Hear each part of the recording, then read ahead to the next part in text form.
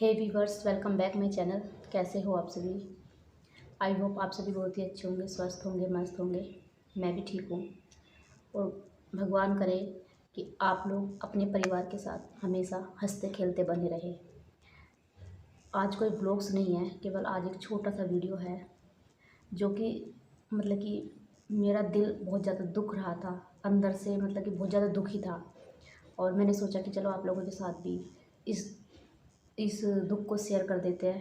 कहते हैं ना कि थोड़ा सा दुख किसी को बताने से हल्का हो जाता है मन।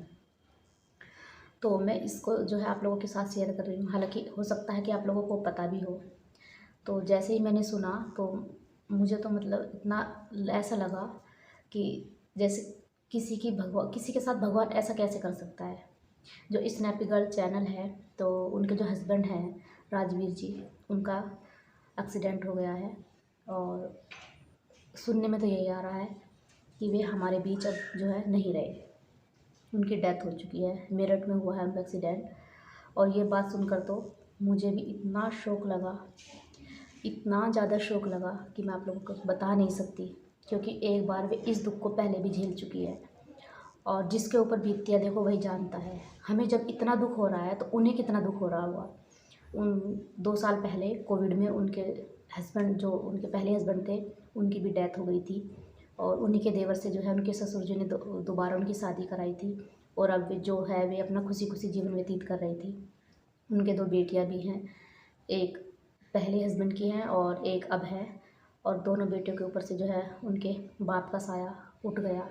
तो सुनकर ही हमें इतना दुख होता है कि कहते हैं ना कि पैरों तले से ज़मीन खिसक गई, वो कहावत बिल्कुल सही है। हमें इतना दुख हो रहा है, हमें इतना बुरा लग रहा है, तो उन्हें उन पर क्या बीत रही होगी। भगवान करे कि ये सब बातें झूठ हो और ऐसा कुछ भी ना हुआ हो। लेकिन मैंने उनके वीडियोस, उनके चैनल को भी देखा, उनके हस्बैंड का चैनल को भी देखा, तो उसमें कोई अपडेट्स नहीं है। अगर कोई ऐसी बात नहीं होती तो शायद वो अब तक उसके ऊपर बोलते भी, बताते कि नहीं ऐसा नहीं, कुछ भी नहीं है। तो उस पर कोई वीडियोस नहीं आ रहे हैं। और जैसे दूसरों के वीडियोस आ रहे हैं, उनको देखने के बाद तो यही लगता है। पर हुआ बहुत बुरा है, जो भी हुआ है बहुत ज़्यादा बुरा है।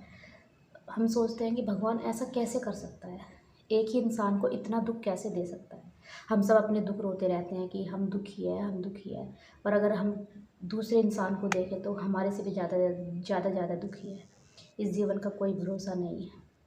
जितना जीवन है इस जीवन को पर अपने परिवार के साथ हंसी खुशी के साथ व्यतीत करो, खुशी खुशी के साथ रहो। जितना भगवान ने दिया है, जो भी दिया है, उसमें संतुष्ट रहो।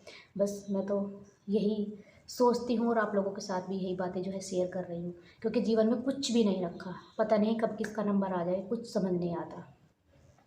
एक हंसते खेलते परिवार को ऐसे किसी की नज़र लग जाएगी, और उस वाइफ पर और उन माँ बाप पर जिसने 2 साल में अपने 2 बेटे खो दिए हो जवान, तो वे कैसे जिएंगे। ये सोच सोच कर ही हम लोगों को इतना दुख होता है। तो उन पर क्या बीत रही होगी। हम तो उनके दुख को इमेजिन भी नहीं कर सकते, बस बयां भी नहीं कर सकते, बस सिर्फ कह सकते हैं। पर आज में ज़रूर कहेंगे कि अगर ऐसा कुछ भी हुआ है तो भगवान उन्हें इन दुखों से लड़ने की हिम्मत और शक्ति ज़रूर दे।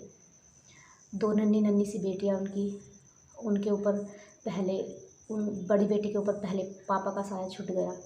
अब दोबारा उनके दूसरे पापा मिले तो उन्हें भी भगवान ने अपने पास बुला लिया।